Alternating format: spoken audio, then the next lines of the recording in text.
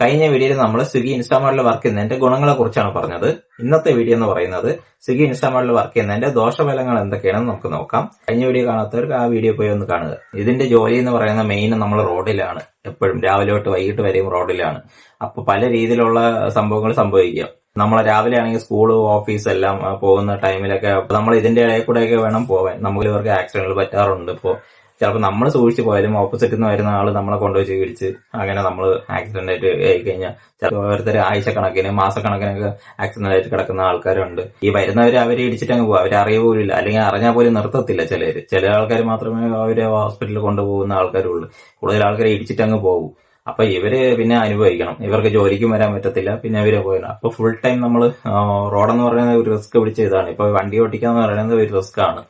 എവിടെ നിന്നാണ് വണ്ടി വരുന്നതെന്നൊന്നും പറയാൻ പറ്റില്ല. എല്ലാ ടൈപ്പില് ചെറുപ്പക്കാരാണെങ്കിലും വയസ്സായ ആൾക്കാരാണെങ്കിലും എല്ലാം ഭയങ്കര സ്പീഡിലാണ് പോകുന്നത്. ടൂ വീലറിലാണെങ്കിലും കാറിലാണെങ്കിലും എല്ലാം ഭയങ്കര സ്പീഡിലാണ്. അതുകൊണ്ട് ഭയങ്കര റിസ്ക് ഉള്ള ഒരു ഇതാണ്. ഇപ്പൊ മഴയൊക്കെ പെയ്ത് കഴിഞ്ഞാൽ നമുക്ക് റോട്ടിൽ കൂടെ പോകാൻ ഭയങ്കര ബുദ്ധിമുട്ടാണ്. ഇപ്പൊ നമ്മൾ റോട്ടിൽ കൂടെ പോകുന്ന സമയത്ത് ചിലപ്പോൾ തെന്നിമാറി വീഴാറ് ചാൻസ് കൂടുതലാണ്. പിന്നെ അതുപോലെ കുഴിയിൽ വെള്ളം നിറഞ്ഞു കഴിഞ്ഞാൽ നമുക്ക് അറിയത്തില്ല അത് കുഴിയാണോ റോഡാണോ ഒന്നും അറിയത്തില്ല ഇപ്പോഴത്തെ റോഡുകൾ.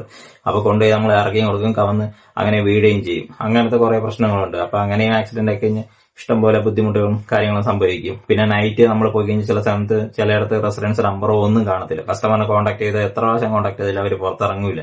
അവരവിടെ നിൽക്കുന്നു, ഇവിടെ അതാ പോലും അവിടെ നിൽക്കുന്നു, ഇവിടെ നിൽക്കുന്നു, ഇരുട്ടത്ത് കയറി നിൽക്കും. ചില സമയത്ത് തരണത് പേപ്പർ ബാഗ് ആയിരിക്കും. മഴ സമയത്ത് നമ്മൾ ഇവിടെ നിന്ന് എടുത്ത് നമ്മളെ ബാഗിൽ കൊണ്ട് വെക്കുമ്പോൾ തന്നെ ഇത് കുതിർന്നു പോയിട്ടുണ്ടാവും അത്യാവശ്യം. പിന്നെ നമ്മൾ കസ്റ്റമറിനെ കൊണ്ട് വെക്കുമ്പോൾ ചില സമയത്ത് സാധനങ്ങൾ ചിലപ്പോൾ തറ വീഴാനുള്ള ചാൻസ് ഉണ്ട്. അവര് വിചാരിക്കും നമ്മളെ മനഃപൂർവ്വം കൊണ്ടുവരണേ, നമുക്ക് കമ്പനി തന്നാലും നമുക്ക് കൊണ്ടുപോകാൻ പറ്റുള്ളൂ. പേപ്പർ ബാഗ് തന്നു കഴിഞ്ഞാൽ നമുക്ക് അങ്ങനെ ബുദ്ധിമുട്ടുള്ളൂ. അപ്പൊ ഇങ്ങനെ ഇതിലാണ് നമ്മൾ കൊണ്ടുപോയി ഡെലിവറി കൊടുക്കുന്നത്. നമ്മളല്ലാത്ത സമയത്ത് ട്രാവൽ ചെയ്യുന്ന പോലെയല്ല മഴയത്ത് ട്രാവൽ ചെയ്യുമ്പോൾ നമുക്ക് നോക്കിയും കണ്ട് പോയില്ലെങ്കിൽ നമുക്ക് ഭയങ്കര പ്രശ്നമാണ്. അപ്പൊ നമ്മൾ ഈ പറയുന്ന സമയത്തൊന്നും ഡെലിവറി ചെയ്യാൻ പറ്റിയില്ല എന്ന് വരും. അപ്പൊ നമുക്ക് കുറച്ച് ഡിലേയും കാര്യങ്ങളൊക്കെ വരും. മഴയത്ത് നമ്മൾ മൊബൈൽ പൗച്ചിലാണ് ഇട്ടിരിക്കണമെങ്കിലും മഴയിൽ വെള്ളം കയറും. അപ്പൊ അങ്ങനെ ഡിസ്പ്ലേ അടിച്ചു പോകും. 1000-2000 രൂപ അതിന് വെക്കണം. അപ്പൊ അങ്ങനത്തെയും കുറെ പ്രശ്നങ്ങളുണ്ട്. വെയിൽ വന്നു കഴിഞ്ഞാൽ കൊടും വെയിലായിരിക്കും. നമുക്ക് ഇപ്പൊ നമ്മൾ ഓടിക്കൊണ്ടിരിക്കുന്ന സമയത്ത് നമുക്ക് ആദ്യം രാവിലെ ഒരു 10-11 മണി വരെ പ്രശ്നമില്ലായിരിക്കും. പിന്നെ കുറെ കഴിയുമ്പോൾ നമുക്ക് ചൂട് ഭയങ്കരമായിട്ട് അടിക്കും, കയ്യിലും ചിലപ്പോൾ മുഖത്തൊക്കെ അടിക്കും. അപ്പൊ കുറെ നമ്മൾ കരിവാളിക്കും. നല്ലപോലെ വെള്ളം കുടിക്കണം. ചിലപ്പോൾ നമ്മൾ ഈ ഓട്ടത്തിനിടയ്ക്ക് കുറച്ച് വെള്ളം കുടിക്കും, അങ്ങ് നിറയ്ക്കും. നമ്മൾ പോടി പോകുന്ന സമയത്ത് ചിലപ്പോൾ വെള്ളവും കാണില്ല, അവർ വെള്ളം എടുത്ത് ഇട്ടിട്ടും ഉണ്ടാവില്ല. വേണമെങ്കിൽ നമ്മൾ വെള്ളം എടുത്തിട്ട് നമ്മൾ വെള്ളം കുടിക്കണം. അപ്പൊ അങ്ങനത്തെയും കുറെ പ്രശ്നങ്ങളുണ്ട്. ചില സമയത്ത് പോയി കഴിഞ്ഞാൽ ക്യാനിൽ വെള്ളവും കാണില്ല.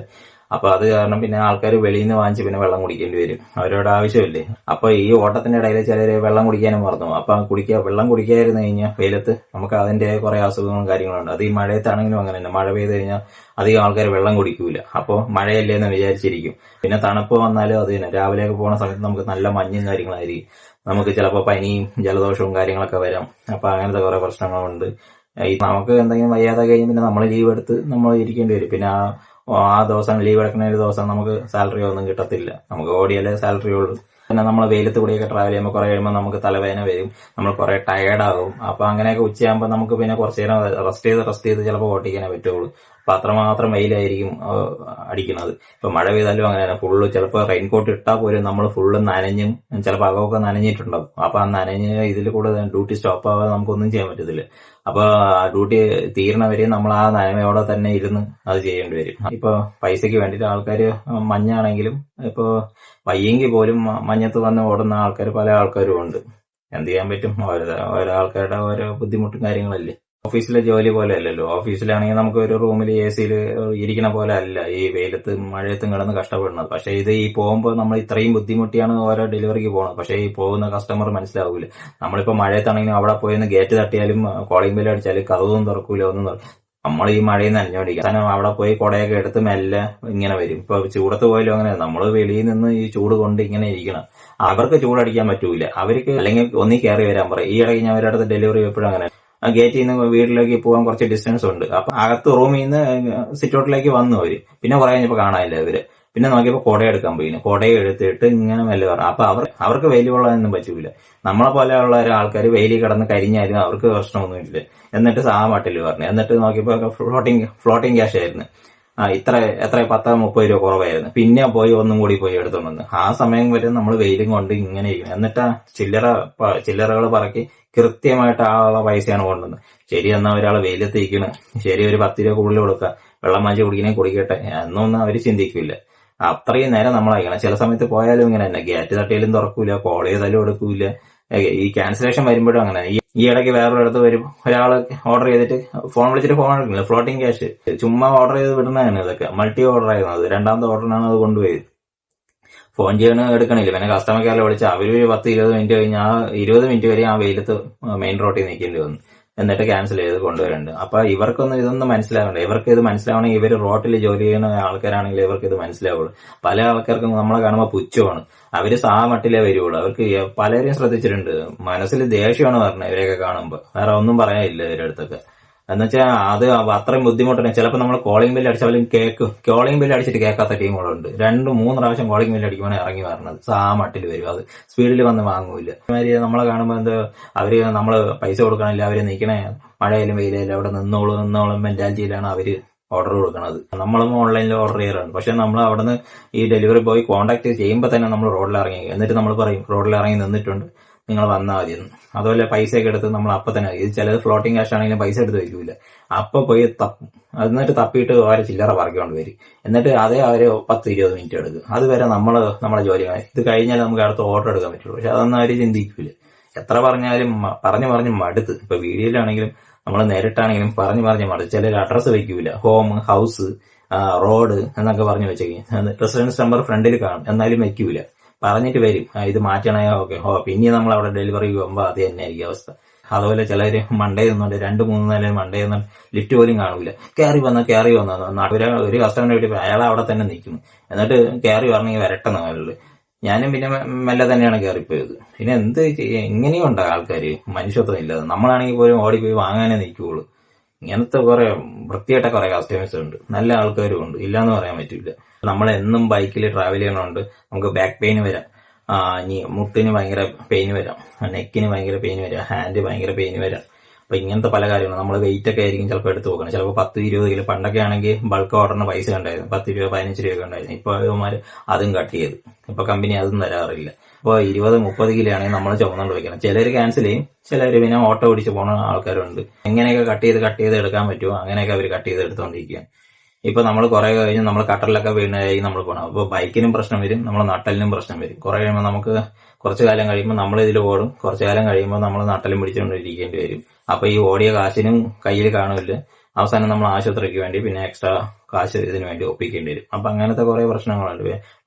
നമ്മളെ വീട്ടിൽ വന്നാൽ പോലും പെട്ടെന്ന് കിടന്ന് അങ്ങ് ഉറങ്ങിപ്പോയി ക്ഷീണം, കാരണം രാവിലെ തൊട്ട് വൈകിട്ട് വരെ ഓടുന്നതല്ലേ. പിന്നെ നമുക്ക് ഒരിക്കലും ഫിക്സഡ് സാലറി നമുക്ക് പറയാൻ പറ്റില്ല. നമ്മളൊരു മാസം നമുക്കൊരു 30-35 രൂപ ഉണ്ടാക്കാന്ന് പറഞ്ഞാലും നമുക്ക് എല്ലാ ദിവസവും ഒരുപോലെ ഇരിക്കില്ല. ചില സമയത്ത് നമുക്ക് നല്ല ഓർഡർ ആയിരിക്കും, ചില ദിവസം ഒട്ടും ഓർഡർ കാണൂല. അപ്പൊ നമ്മൾ ഓരോ റൈഡേഴ്സ്, ചിലർ നല്ല സ്പീഡിൽ പോയിട്ട് സ്പീഡിൽ പറഞ്ഞ ആൾക്കാർക്ക് ഓർഡർ കൂടുതലായിരിക്കും, ചിലപ്പോൾ നോർമലായിട്ട് ഓർഡർ ചെയ്യുന്ന ആൾക്കാർക്ക് ഓർഡർ കുറവായിരിക്കും. പിന്നെ നമ്മൾ ആ സമയം നമ്മൾ കൂടുതൽ മണിക്കൂർ വർക്ക് ചെയ്യേണ്ടി വരും. അവർ കുറച്ച് മണിക്കൂർ വർക്ക് ചെയ്യുമ്പോൾ തന്നെ അവർ അത്യാവശ്യം ഓർഡർ ഏൺ ചെയ്തിട്ടുണ്ടാവും. ചില ദിവസങ്ങളിൽ നമ്മൾ ഒരു 10-2000 രൂപ ഉണ്ടാക്കാം, ചില സമയത്ത് നമ്മൾ 10-500 രൂപ ഉണ്ടാക്കുള്ളൂ.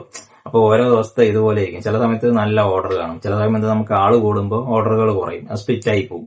അപ്പൊ നമുക്ക് ചിലപ്പോൾ ലോങ് ആയിരിക്കും. അപ്പൊ ലോങ് ആകുമ്പോൾ നമ്മൾ ഓടി വരുമ്പോഴേക്ക് ചിലപ്പോൾ അത്രയുള്ള ഏണിങ്സ് കയറത്തില്ല. അപ്പൊ ഇൻസെന്റീവ് പ്രഷറും കാണും. നമ്മളെ ഇൻസെന്റീവ് ആക്കണമല്ലോ പെട്ടെന്ന്, നമ്മൾ ഒന്നീ എമൗണ്ടിനനുസരിച്ച് അല്ലെങ്കിൽ ഓർഡറിനനുസരിച്ച് പെട്ടെന്ന് ആക്കണം. അപ്പൊ അത് കാരണം നമ്മൾ ഒരു പ്രഷറിലായിരിക്കും നമ്മൾ ഓടണം. ചിലപ്പോൾ എങ്ങനെയെങ്കിലും ഒരു പീക്ക് അവർ ആകുമ്പോൾ നമുക്ക് ചിലപ്പോൾ ഇതൊക്കെ സർജുകളൊക്കെ കാണും. അപ്പൊ ഇത്ര മണിക്കൂർ തൊട്ട് ഇത്ര മണിക്കൂർ വരെ അപ്പോൾ അത്യാവശ്യം നമ്മൾ സ്പീഡിൽ പോകേണ്ടി വരും. നമ്മളിങ്ങനെ പൊയ്ക്കൊണ്ടിരിക്കുമ്പോഴേക്കും പെട്ടെന്ന് ബ്ലോക്ക് ആവണം. അപ്പൊ ബ്ലോക്ക് ആയി നമുക്ക് അത്രയനുസരിച്ച് ടൈം ഡിലേ ആവും. അത് പോയിട്ട് വന്നാലും നമുക്ക് അടുത്ത ഓർഡർ കിട്ടുള്ളൂ. അപ്പൊ അത് കാരണം നമ്മൾ സ്ട്രെസ് ആയിട്ട് അങ്ങനെ വർക്ക് ചെയ്യേണ്ടി വരും. ഇപ്പൊ കുറെ കസ്റ്റമേഴ്സിന്റെ ബിഹേവിയർ ഇഷ്യൂസ് ഉണ്ട്. ഇപ്പൊ നമ്മൾ സ്പീഡിൽ പോയി ഡെലിവറി ചെയ്താലും ചില കസ്റ്റമർ പറയും എന്ത് ഡിലേ ആയത്, എന്ത് ലേറ്റായി, ഇത്രയും ടൈം അല്ലല്ലോ, നേരത്തെ വരേണ്ടതല്ലേ എന്നൊക്കെ ചെയ്യും. നമ്മൾ ആ ടൈമിലായിരിക്കും ഓൺ സ്പോട്ടിലായിരിക്കും പോയിട്ടുണ്ടാവുക. ചിലപ്പോൾ മൾട്ടി ഓർഡർ കാണും. അപ്പൊ അങ്ങനത്തെ കുറെ പ്രശ്നങ്ങളുണ്ട്. നമ്മൾ ഈ ബ്ലോക്കിന്റെ ഇടയിൽ കൂടെയാണ് നമ്മൾ കൊണ്ടുപോയി ഡെലിവറി ചെയ്യേണ്ടത്. ഇവർക്ക് വീട്ടിലിരിക്കുന്ന അവർക്കൊന്നും അറിയണ്ടേ. അവര് വിചാരിക്കണം നമ്മൾ പൈസ അടയ്ക്കല്ലേ, അപ്പൊ സ്പീഡിൽ നമുക്ക് സാധനം കിട്ടണ്ടേ, നമുക്ക് നമ്മളെ ജീവൻ പണയം വെച്ച് നമ്മൾ ഇങ്ങനെ ഓടിയാൽ മതിയാ, നമുക്ക് എന്തെങ്കിലും പറ്റിപ്പോയി ഇവര് ആരെങ്കിലും ഏക്കൂ, ആരും ഏക്കത്തില്ലല്ലേ.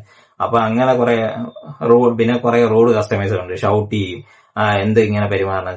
ചില സമയത്ത് നമുക്ക് ദേഷ്യം വന്നാൽ നമ്മളും തിരിച്ചു പറയും, അത് വേറെ കാര്യം. പിന്നെ ഇല്ലെങ്കിൽ ചിലപ്പോൾ നമ്മൾ കേട്ടോണ്ട് വരും, നമ്മളെ വർക്ക് ആയതുകൊണ്ട് നമ്മൾ പിന്നെ ഇവരുടെ വാച ഓടിക്കാൻ പോയി കഴിഞ്ഞാൽ നമുക്ക് അതിനെ സമയം കാണുള്ളൂ. ഒരുത്തന്മാർക്ക് ക്വാളിഫിക്കേഷൻ ഉണ്ടെന്നേ ഉള്ളൂ, ഒരു 5 രൂപ വരെ കാണില്ല. അത് പഠിത്തോളം, അത് ഈ പണക്കാരായാലും ശരിയാണ് പാവപ്പെട്ടവരായാലും ശരിയാണ്, എല്ലാം കണക്ക് തന്നെ. ചിലര് ഒട്ടും ക്വാളിറ്റി എന്ന് പറഞ്ഞ സാധനം കാണൂല്ല. ചിലമാരൊക്കെ കണ്ടു കഴിഞ്ഞാൽ ഭയങ്കര പുച്ഛമാണ് നമ്മളെ കാണുമ്പോൾ. ഈ ഡ്രസ്സ് കാണുമ്പോഴേ പുച്ഛം. എന്നാൽ പിന്നെ ഓർഡർ ചെയ്യും, ഓർഡർ ചെയ്യണത് പിന്നെ കടയിൽ പോയി വാങ്ങിച്ചാൽ പോരെ. പിന്നെ ചിലത് ഫോൺ നോട്ട് റീച്ചബിൾ ആയിരിക്കും. ചിലപ്പോൾ കൊടുക്കണ ഏതെങ്കിലും ഉപയോഗിക്കാത്ത ഏതെങ്കിലും നമ്പർ കൊടുക്കും. അപ്പൊ പറയും, അല്ലെങ്കിൽ ചിലപ്പോൾ വിളിച്ചാൽ പറയും ഫോൺ സൈലന്റ് ആയിരുന്നു കേട്ടോ. ഫോൺ സൈലന്റ് ആണെന്ന് ഇവർക്ക് അറിഞ്ഞൂടി. അപ്പൊ ഫോൺ സൈലന്റ് ആക്കിയിട്ടാണ് അവര് വെക്കേണ്ടത്. അങ്ങനെ കുറെ ടീമുകളുണ്ട്. 2-3 പ്രാവശ്യം വിളിക്കുമ്പോഴായിരിക്കും ഫോൺ സൈലന്റ് എന്ന് പറയും. എന്നിട്ട് പിന്നെ കസ്റ്റമർ കെയറിൽ നിന്ന് വിളിക്കുമ്പോൾ ഇവര് ഫോൺ എടുക്കും. അപ്പൊ സൈലന്റ് ഒന്നും ഇല്ല അവർക്ക്. ചുമ്മാ മനുഷ്യനെ മെനക്കെട്ട് തന്നെ കുറെ കസ്റ്റമേഴ്സ് ഉണ്ട്. ആപ്പുകളിൽ തന്നെ അവർക്ക് നമ്മളെ റേറ്റ് ചെയ്യാൻ പറ്റും. പക്ഷെ നമുക്ക് ഒരിക്കലും കസ്റ്റമർ റേറ്റ് ചെയ്യാനുള്ള ഓപ്ഷൻ ഇല്ല. പക്ഷെ അങ്ങനെയൊക്കെ വെക്കണമായിരുന്നു. ഒട്ടും ക്വാളിറ്റി ഇല്ലാത്ത കുറെ കസ്റ്റമേഴ്സ് ഉണ്ട് ഇതിനൊക്കെ. ഫ്ലോട്ടിംഗ് ക്യാഷ് ആണെങ്കിലും ഓർഡർ കൊടുത്തിട്ട് മിണ്ടാതിരിക്കുക, ക്യാൻസലേഷൻ വരിക, അതൊന്നും അവർക്ക് അറിയണ്ട. അവർക്ക് ഇതിൽ ഒരു ദിവസം ഇങ്ങനെ ഓടി നോക്കുമ്പോഴേ അവർക്ക് മനസ്സിലാവും. ഒരു ഓർഡർ ഡെലിവറി ചെയ്യുമ്പോഴേ അതിന്റെ ബുദ്ധിമുട്ടും കാര്യങ്ങളും മനസ്സിലാവും. എത്രമാത്രം ബുദ്ധിമുട്ടിയാണ് ഒരാൾ വന്നുകൊണ്ട് ഡെലിവറി ചെയ്യണമെന്നൊക്കെ അറിയണമെങ്കിൽ അതിന് ആ ജോലി ചെയ്തിരിക്കണം അവര്. അല്ലെങ്കിൽ അതിനെക്കുറിച്ച് മനസ്സിലാക്കാനുള്ള സാമാന്യ ബുദ്ധിയെങ്കിലും വേണം അവർക്ക്. കുറെ റോങ് അഡ്രസ് കൊടുക്കും. ഇവിടെയാണ് ജംഗ്ഷൻ, അടുത്ത ജംഗ്ഷനിലായിരിക്കും അവരുടെ വീട്. എന്നിട്ട് ഇവിടെ വെച്ച് ലൊക്കേഷൻ പിൻ ചെയ്ത്. ഇന്നലെ തന്നെ ഞാൻ 2 ഓർഡർ അങ്ങനെ കൊടുത്ത്. ഒരു കസ്റ്റമറുടെ അടുത്ത് പറഞ്ഞു ഇതേപോലെ റോങ് അഡ്രസ് ആണ്. എന്നിട്ട് ഞാൻ ആ ലൊക്കേഷനിൽ പോയിട്ട് അവരെ വിളിക്കുന്നു. അപ്പൊ ആദ്യം ഒരാൾ എടുക്കുന്നു, പിന്നെ അവിടെ തന്നെ ആ റോഡിൽ തന്നെ എന്ന് പറഞ്ഞു. പിന്നെ ഞാൻ അവിടെ പോയി നിന്നിട്ട് പിന്നെ വിളിക്കുന്നു, വേറെ ആളെടുത്തിട്ട് പറയണ് അവിടെ ഇറങ്ങി നിൽപ്പുണ്ടല്ലോ ഒരാൾ. ഞാൻ പറഞ്ഞു അവിടെ പോയി ഒന്നും ഇറങ്ങി നിൽക്കുന്നില്ല. പിന്നെ വിളിച്ചപ്പോഴാണ് പിന്നെ പറഞ്ഞ ആള്. എന്നിട്ട് ഞാൻ പറഞ്ഞു ഇതുപോലെ ലൊക്കേഷൻ അവിടെ ജംഗ്ഷനിലാണ്. ഓ തന്നെ എന്ന് പറഞ്ഞ ഒരു പുച്ഛത്തോടെ. എനിക്കത് കണ്ടപ്പോൾ ദേഷ്യമാണ് വന്നത് സത്യം പറഞ്ഞു. ഇവർക്ക് ഇതൊന്നും അറിയണ്ടേ. നമുക്ക് ഡെലിവറി കംപ്ലീറ്റ് കൊടുക്കാൻ അവിടെ പോകണം. അപ്പൊ അതനുസരിച്ചുള്ള ടൈം ഡിലേ ആവേണം. നമുക്ക് പെട്രോൾ എക്സ്പെൻസ് അതുവരെ ഉള്ളതാണ് തരണത്. അവിടെ നിന്ന് ഇത്രയും ദൂരം പറഞ്ഞതിന്റെ ഇതേ പറഞ്ഞു. ചിലരാണെങ്കിൽ ക്യാൻസൽ ചെയ്തിട്ട് പോകും. എല്ലാ ആൾക്കാരും ഒന്നും കൊണ്ട് കൊടുക്കുകയൊന്നുമില്ല. ചില പിന്നെ നമ്മള് പിന്നെ പോട്ട് അല്ലെങ്കിൽ നമ്മളൊരു ഓർഡർ കളയണമെന്ന് വെച്ചിട്ട് നമ്മൾ കൊണ്ടുപോയി ഡെലിവറി ചെയ്യണം. പക്ഷെ അതൊക്കെയാണ് കൂടുതൽ ഈ പ്രശ്നങ്ങൾ. അപ്പോഴേ ക്യാൻസൽ ചെയ്തിട്ട് പോയി കഴിഞ്ഞാൽ നമുക്ക് പിന്നെ ആൾക്കാർ ഇങ്ങനെ ചെയ്യില്ല.